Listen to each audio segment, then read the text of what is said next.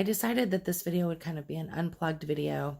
And when I came up with that topic, I didn't really know what I was going to talk about. And truthfully, I didn't know fully what I was going to talk about even 30 minutes ago until I got through some of my email today. But what I want to talk to you about is twofold. It's one about confidence, and two, the second part is just ringing in my head that I just want to shout from the rooftops is it's not about religion. So the first part about confidence. So many of the moms that I'm working with every day are still really struggling with confidence. And I just want to tell you, I don't know where that came from in your life. I don't know if that was from a teacher, if it was from a parent that wasn't super kind, or just the sort of the poop that we pick up in life. You know, I've talked for years about the bag of poop. And if you don't know that, the analogy that I give, the bag of poop is sort of this knapsack on our back, or this backpack. And when somebody hands us their garbage, we just stick it in there. It's just poop. And sometimes people like throw it at us, you know, and we're just kind of dodging it. And what I want you to remember is anytime you take poop from somebody else, you know, think about, as yucky as it is when you walk in dog poop or manure, and how bad it smells. And then it's stuck on your shoe. And you kind of carry it everywhere, you know, until you take off your shoes and wash them really well. And even then, you're often sometimes going, man, I can still smell it. It feels like it's on me. And you really have to really clean yourself to get it all off of you, and to get it off your shoes, and to not sort of feel like it's infected you still. Well, that's what happens to us when we allow ourselves to carry the poop from our life, whether it be stuff that happened in our childhood, stuff that happened in a marriage, stuff that happened, you know, whether in our childhood, whether it be from a parent or from a teacher, or no matter where it comes from. Often when confidence issues show up, it's not in a vacuum. It comes from somewhere. And I'm not saying we have to spend time really examining where it came from. I mean, I do believe there's merit to sort of understanding so that we can go, hey, I know where that came from. I don't need to feel like that again. And sort of identifying those feelings and sort of then where they came from so that we can stay away from them. And so that we can also make better choices, not really have that kind of energy in our life, and just really decide, hey, wait a minute, I'm making a boundary here, whether it be with a parent or an old friend, or, you know, yourself. You know, I've made many boundaries with myself about like, hey, I can't let myself go to that thought process kind of thing. So I do think it's very important that if you are listening to this and you are still really struggling, you're thinking, hey, the school year's about to start and I just don't have any confidence. If it's confidence about starting school and you've never done it before, and you're brand new to Waldorf, and you're brand new to homeschooling and Waldorf, all the things, you're going to stumble. And that's okay. That's part of what you do. It's part of like what makes us human, right? Nobody shows up here knowing how to do anything. No baby is born going, hey, I already know how to walk. I know how to walk. I know how to talk. I don't need you to teach me anything. What they do is they stumble, and then they do it. And that's exactly what you will do on this journey. You're going to stumble. You're going to fall. You're going to skin the end of your nose, and you're going to think, man, this is really hard. And then you're going to stand up and look back at how far you've come. I'm going to think, wow, I sure did this. I did this, and I can do great things. I can do hard things. And every year I get better. Every month I get better. Every lesson I get better. And, you know, I sort of can move forward, and I can do something I couldn't do last month. But it all, like that whole confidence piece, it centers around doing. You can't be confident about something until you do it, until you actually try. So, I mean, even like with riding a bike. You didn't know how to ride a bike until you got on it, and you fell a couple of times, and somebody held onto the back for you, right? And then they sort of let go, and they didn't tell you they let go, and then all of a sudden you were doing it on your own. The same goes with driving a car. When you learn to drive a car, you kind of got in the car and you thought, gosh, Which one of these do I put my foot on? Do I put my right foot here, my left foot here? You had to figure it out. You had to sort that out. And at first you weren't very good at it. And after a while, you were able to turn on the radio and talk to the person in the seat next to you and all of those things, because it didn't take all of your concentration. You were able to sort of put some things on autopilot. Confidence is the same way. So if you are struggling with confidence in general, I definitely want you to examine that bag of poop that you might be carrying around. And honestly, just put it down, because the bag is flipping heavy. Just put it down. You don't have to carry that around. That is not your job. Your job is not to carry around the poop for other people. And I'm really good at telling people, sorry, don't want your poop. You can hang on to that. Because here's the deal. If somebody gives you a gift and you don't accept it, who's it belong to? It doesn't belong to you. You don't have to accept everything. You don't have to be the person who because we all have people, in our lives who put the flaming bag of poop on our porch and then run away. We've all had people in our life about that, right? So what do? You get out like a fire hose and you squirt it off your porch. You go, nope, no poop here, not coming. So sorry, you can come back and pick it up. So you really have to get very good at that. And I would highly encourage you to sort of go back and watch some of our other work on being an agent. If you're really struggling with confidence in that way. Even if it's just confidence about starting the school year, just get busy. Get busy. The action breeds clarity. And the more you act, the easier it will get. The more you act, the more you'll go, oh, wait a minute, I didn't know this as well as I wanted to. I'm going to spend the weekend and I'm going to spend 2 hours. I'm just going to plow through and get to know it better. Or, I'm really wanting to paint more. I'm really wanting to draw more. I got to get better on my knitting. All of those things. Take the time to do the planning. If you haven't done planning for peace with us this year because you joined late, it's all right. It's okay. Really, it is okay. If you're a Thinking, Feeling, Willing member, come to office hours every week and get pumped up. Let me help pump you up. Get inspired and get excited.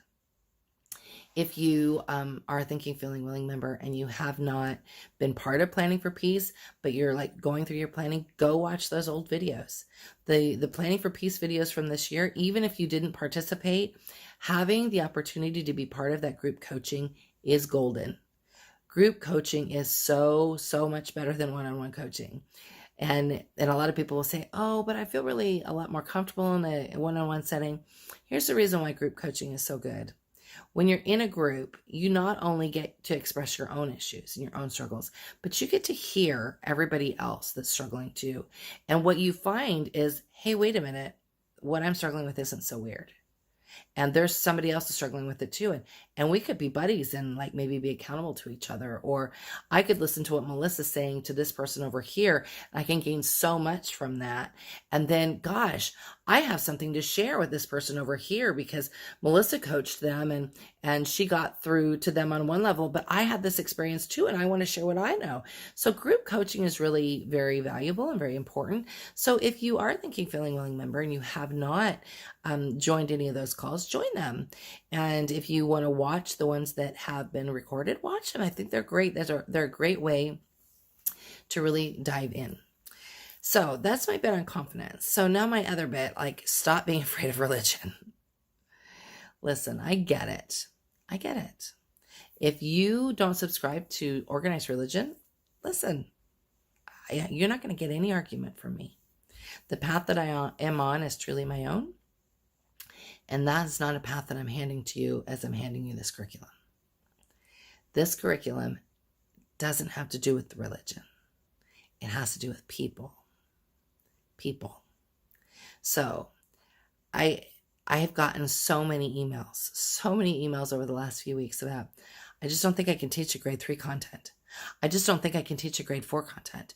I really just don't think I can teach the grade 6 content. Yes, you can. Yes, you can. You really just don't want to because you don't want to face what you're struggling about those faiths.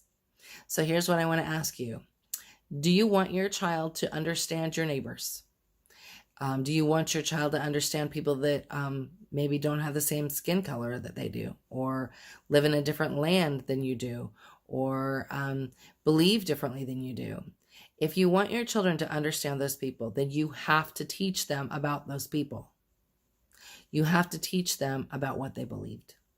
You cannot teach about the Norse people without teaching about their mythology. You cannot teach about the Hebrew people without teaching about what they held sacred, the Torah, the Old Testament stories from grade 3. You cannot teach about Muhammad and Islam until you've read the Quran. You just can't. You can't, because, and this is why you can't. You can't tell me you know what's in that book until you've actually read it. So when we have Muslim families that come to us and they talk to us about, sort of where their path has been and how happy they are that even though I'm not Muslim, I've read the Quran. Read it. Read it. So you know what's in it. When people come to me and say, I can't teach that because it has X, Y, and Z, and I go, really? What page is that on? Because I read it and I don't see it in there. Show me where you read it. And the same goes for the Hindu stories in grade 5. Every grade in Waldorf, starting at grade 3 and moving up, goes in depth to a different culture. And that is what you're teaching your children. You are not teaching your children religion. You are teaching them about the culture of these people. And part of that, part of understanding that culture is understanding what they believe. So if you don't understand what somebody believes, then you don't understand the impulses behind what they do. If you don't know me and what I believe, then you don't know why I try to shop on Sunday. You don't know why I don't drink. You don't know why I don't drink coffee. You don't know those things if you don't know anything about me. If you don't take the time to get to know me, you don't know those things.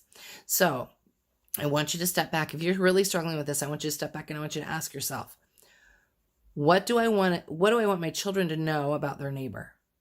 Do I want them to only know what I want them to know, or do I want them to have a worldview? Because we're really working in Waldorf to bring children to be of this world but not worldly. And when we don't teach them what their neighbor believes, then we are failing them.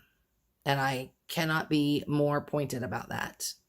If you cannot teach them what their neighbor believes, and I don't care if their neighbor is white, black, Hispanic, Chilean, European, Italian, Chinese, Japanese, I don't care where they're from. If you can't teach your child what their neighbor believes, then you're failing them.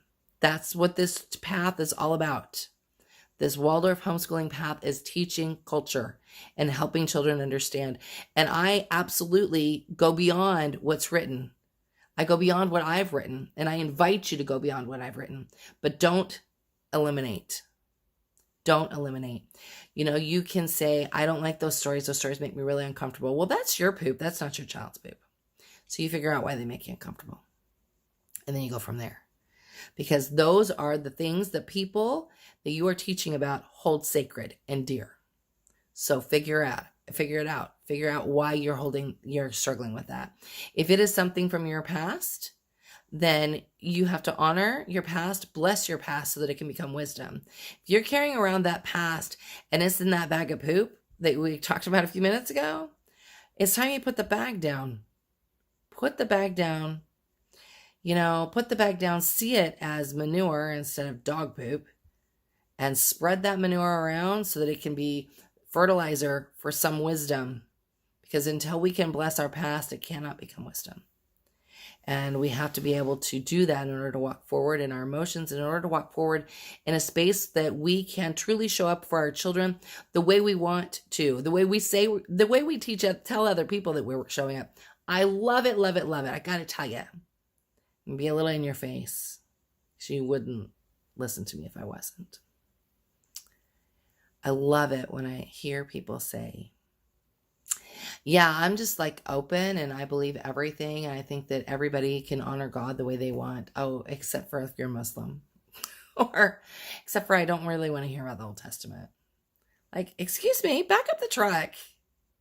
If that is truly what you believe, and you truly believe that we should be able to love everybody and that we should be able to understand everybody, then you take the time to understand them. Otherwise, don't tell people that. Don't tell people that. Don't go into forums on Facebook and tell people that you're so loving and you want to be kind and love everybody except for these people. Very hypocritical. So be very careful. Be very careful.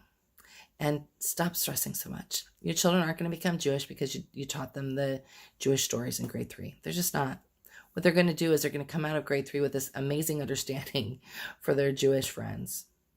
And when they go to, when they have a friend that's Jewish, or they meet somebody at the park, or you have somebody in your co-op that's of that faith, then they're going to be like, hey, I understand exactly what you believe. And the child that then they're talking to is going to be like, wow, I live in a world where nobody understands me, and my friend that's not even of my faith understands me. That feels so good. Feels so good for children when they are understood by their peers.